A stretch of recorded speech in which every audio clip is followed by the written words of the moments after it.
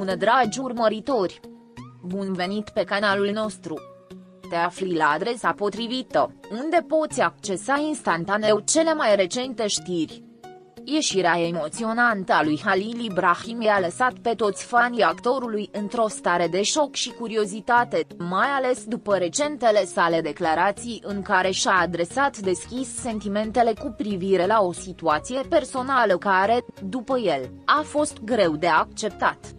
Această mărturisire, plină de emoție și onestitate, a dezlănțuit un val de speculații și a pus în lumina reflectoarelor aspectul cel mai uman al uneia dintre cele mai îndrăgite figuri de pe ecran.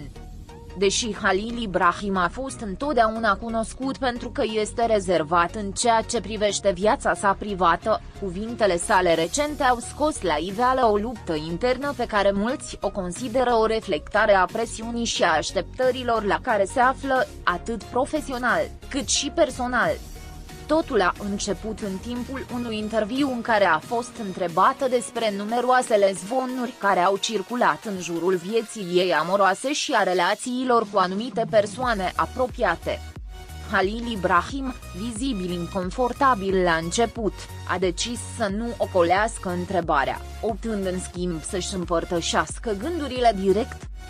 Sunt lucruri în viață pe care nu le putem controla întotdeauna, iar pentru cineva ca mine, care prețuiește atât de mult onestitatea și autenticitatea, este greu să înfrunți situații în care nu totul se potrivește cu ceea ce cineva crede sau simte, a spus el. Aceste cuvinte, departe de a clarifica îndoielile adepților, păreau să deschidă ușa către mai multe întrebări despre ce sau la cine anume se referea.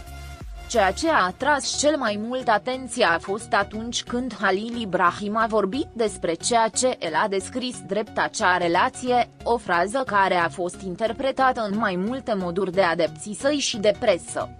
În timp ce ea a evitat să menționeze nume sau detalii specifice, ea a spus clar că este o dinamică pe care o acceptă emoțional greu. Nu este vorba de a judeca pe cineva sau de a impune propriile valori altora, dar sunt momente în care te întrebi dacă poți merge mai departe când ceva nu se aliniază cu ceea ce aștepți de la oamenii din jurul tău, a adăugat ea pe un ton care transmite atât sinceritatea cât și conflictul intern profund. În urma acestor declarații, interesul de a descoperi mai multe despre contextul din spatele cuvintelor sale a crescut vertiginos. Mass media a început să speculeze cu privire la posibilele legături dintre comentariile lui Halil Ibrahim și anumite evenimente recente care au implicat colegii apropiați și oameni cu care a lucrat la proiecte importante. Unii au sugerat că cuvintele ei ar putea fi legate de zvonuri despre relații care au constituit un subiect de conversație pe rețelele de socializare, în timp ce alții au ridicat posibilitatea ca ea să vorbească despre o situație complet diferită, poate legată de prietenii sau decizii de carieră. Ceea ce era clar pentru toată lumea era că Halil Ibrahim își deschidea inima într-un mod pe care îl făcuse rar înainte.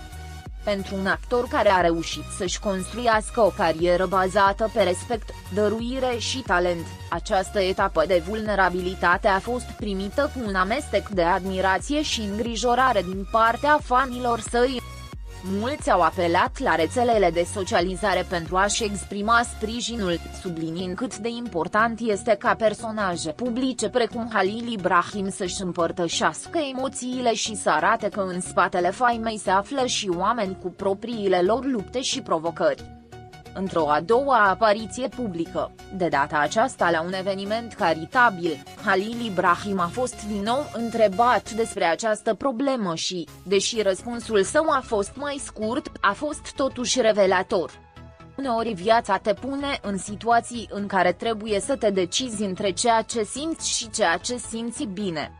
Nu este întotdeauna ușor, dar cred că cel mai important lucru este să rămâi fidel cu tine însuți, a spus el, afișând o atitudine chibzuită și matură față de ceea ce este clar un subiect sensibil pentru el. Unul dintre cele mai discutate aspecte în urma acestor declarații a fost modul în care Halil Ibrahim a gestionat această situație în domeniul profesional. În ciuda a ceea ce pare a fi o etapă complicată din punct de vedere emoțional, actorul a continuat să-și îndeplinească angajamentele de muncă, demonstrând o etică de lucru admirabilă.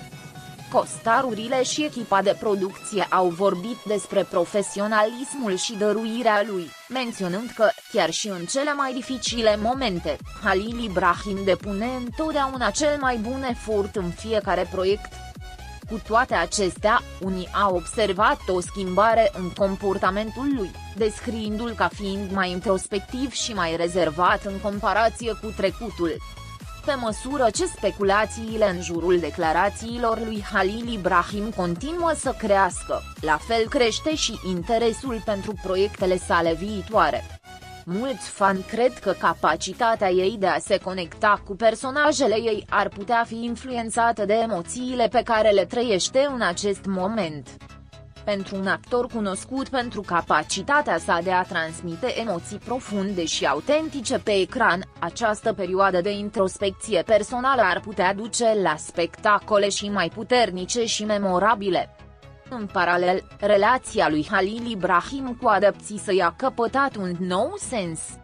Rețelele de socializare au fost pline de mesaje de sprijin și afecțiune, fanii din întreaga lume exprimându-și admirația pentru curajul ei de a vorbi despre probleme personale într-un mediu în care multe personalități publice preferă să păstreze un profil scăzut.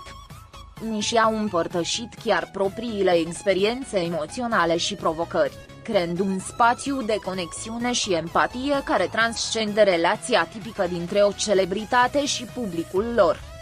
Între timp, atenția rămâne concentrată asupra modului în care Halil Ibrahim va alege să abordeze această problemă în viitor. Veți alege să împărtășiți mai multe detalii despre această relație pe care vi se pare atât de greu să o acceptați?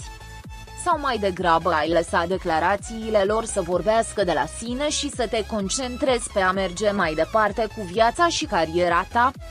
Indiferent de calea pe care o alege, ceea ce este clar este că Halil Ibrahim s-a dovedit nu doar un actor talentat, ci și o persoană profund gândită și autentică, capabilă să-și înfrunte propriile emoții cu curaj și onestitate.